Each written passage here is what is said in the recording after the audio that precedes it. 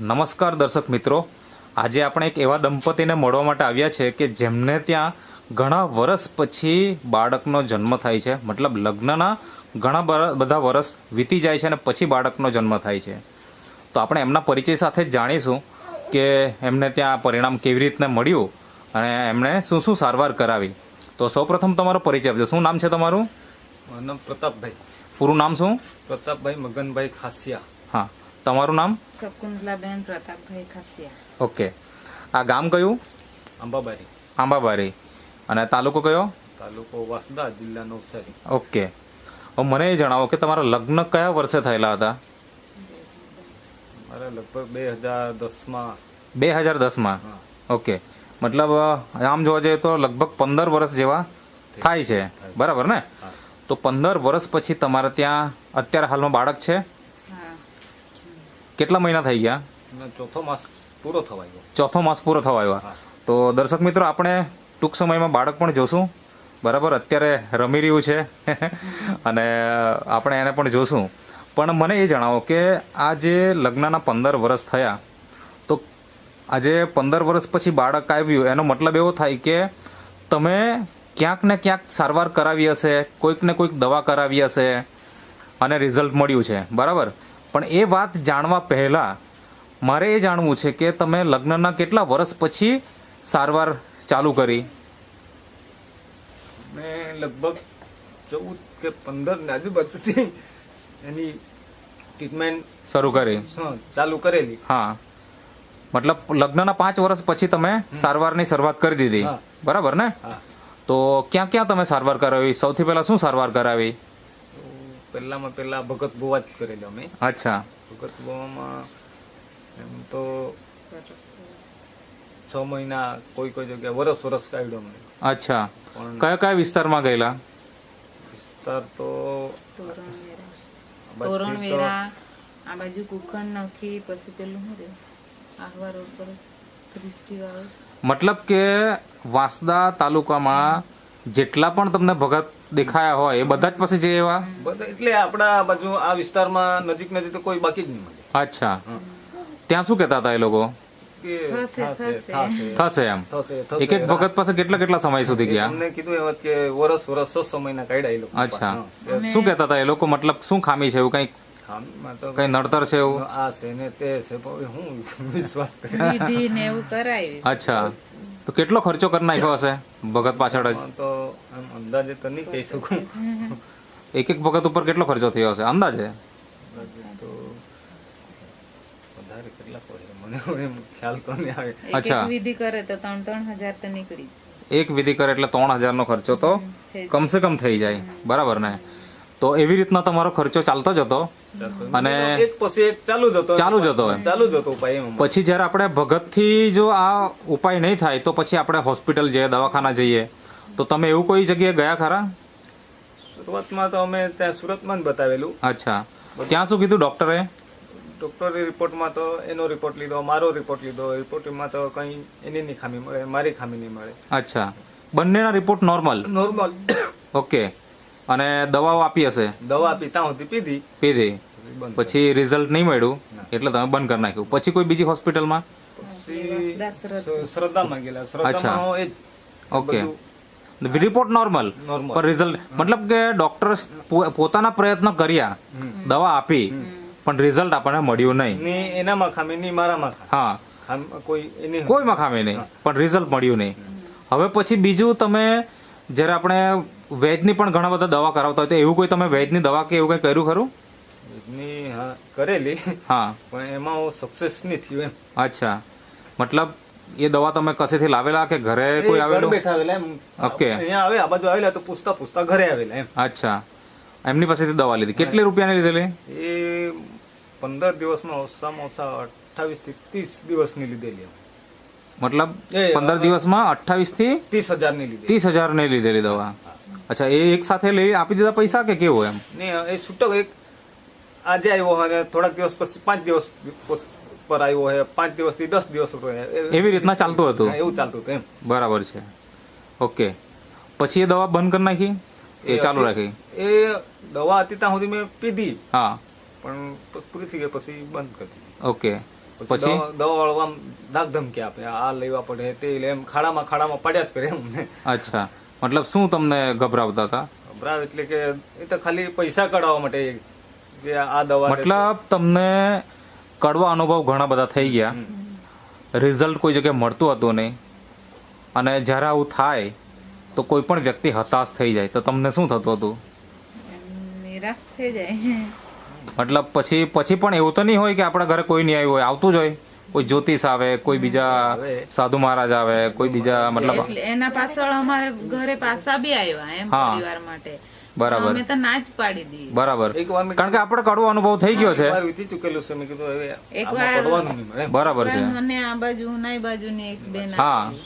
હા, ત્યારે શું થયું?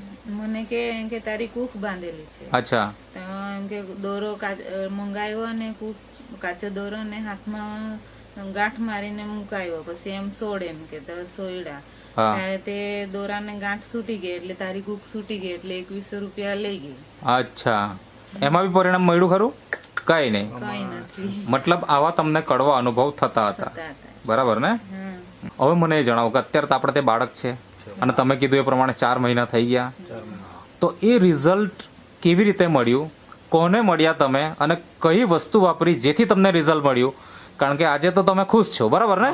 હા, તો થોડીક વાત કરો એના વિશે કે તમે હાલમાં શું કામ કરો છો? મેં હાલમાં ટાઇલ્સ પથ્થરનું કામ કરું છું. અચ્છા, મતલબ ટાઇલ્સ ફિટિંગ કરવાનું કામ કરો, બરાબર. તો અત્યારે પણ કામ તો ચાલતું જ હશે? હા, ચાલુ જ છે. હા, તો તમને મતલબ ક્યાંથી દવા મળી, કઈ પ્રોડક્ટ મળી, શું મળ્યું એની થોડીક વાત કરો. એમાં શું કે અહીંયા ચેતનભાઈ અહીંયા રાણી ફળિયામાં જ કામ કરતા હતા અમે. હા, તો અમારો સેટ હતો કાઠિયાવાડી, અચ્છા, અને પેલો જે માલિકનો જમાઈ હતો, હમ, એમાં વાતમાં વાત નીકળી કે હા. ભાઈ તમારા કેટલા છોકરા છે? અચ્છા, મેં કીધું છોકરા તો નથી, ઘણા વર્ષ થઈ ગયા. અચ્છા, તે લોકોને જાણતા ચેતનભાઈ હોય તો કે મતલબ કે તમારા શેઠ જોડે વાત થઈ કે અમારા કે ઘરના માલિક જોડે વાત થઈ? એ અમારા શેઠ જોડે વાત થઈ? શેઠ જોડે શેઠનો શેઠે તમને પૂછ્યું કેટલા છોકરા એમ? હા, શેઠના હાથે પેલો હા માલિકનો હા. જમાઈ, અચ્છા, એને બધો કોન્ટેક્ટ કરેલો એમ. અચ્છા, મતલબ વાતચીત કોના જોડે થઈ તમારી પહેલા? પેલા તો અમારા શેઠ હાથે જ વાત. શેઠ સાથે? હા. એટલે શેઠને ખબર પડી હા. કે તમારે ત્યાં બાળક નથી એમ? ઓકે, હવે એ જે ઘટના છે એ આ કેતનભાઈ જે છે તમારે જોડે બેસેલા છે, એમને સાથે એ મતલબ એમના એરિયામાં એ તમે કામ કરતા હતા, હા, ચેતનભાઈ બરાબર ને? એરિયામાં. તો કેતનભાઈ તમે થોડુંક વાત કરો ને, શું અનુભવ શું તમારો હતો એના વિશે? સર એમાં કેવું છે, પ્રતાપભાઈ જેમ વિડીયોમાં કીધું છે એમાં એમણે મને પણ વાત કરેલી હતી કે આટલા વર્ષ થઈ ગયા ને બધું જ મતલબ અમે કરી ચૂક્યા. ભગત બુવા કે જે આયુર્વેદિક મતલબ બીજી દવા પણ લીધી ને આવી રીતના અમને બીવડા. મુલાકાત કેવી રીતના થઈ તમારી? એટલે એ મારા ફ્રેન્ડ છે ને કાર્તિકભાઈ કરીને, હમ, એમના ફાધરે મારી પાસે કોલ કરેલો. અચ્છા, એટલે એમને ત્યાં એ લોકો કામ કરવા માટે ગયેલા? હા, એમને ત્યાં કામ કરવા માટે. ઓકે, તો ત્યારે એમણે મને કોલ કર્યો કે કેતનભાઈ ઘરે હોય તો એમ કે જ્યાંક આવી જતે, એમ કે એક ભાઈને એમ કે આપણે ખાલી માહિતી આપવાની છે, એમ કે હમ, ટાઈમ હોય તો આવી જાવ એમ કે. અચ્છા. એટલે મેં પછી ગયો હા, એમને ત્યાં ને મુલાકાત કરાવી પ્રતાપ. પહેલી મુલાકાત થઈ તો ત્યારે એ લોકોને તમારી વાતમાં વિશ્વાસ આવી ગયો કે આટલા બધા કડવો અનુભવ એટલે અવિશ્વાસ આવેલો? પહેલા મને સર કીધું એમણે હા. કે આવું એવું છે, અમારા રિપોર્ટમાં કોઈ ખામી problem નથી. એમ. હા, ને આટલા વર્ષ થઈ ગયા, અમે મતલબ બધી જ દવા લઈ લીધી, ભગત વાળું પણ બધું જ કરી નાખ્યું એમ. બરાબર છે. પછી પ્રતાપભાઈને એમ પણ મેં કીધું કે તમારા મિસિસ જોડે મને મેં કીધું તમે બંને જણા બેસીને મેં કીધું આપણે 3 જણા બેસીને મેં કીધું આપણે ચર્ચા કરીએ એમ.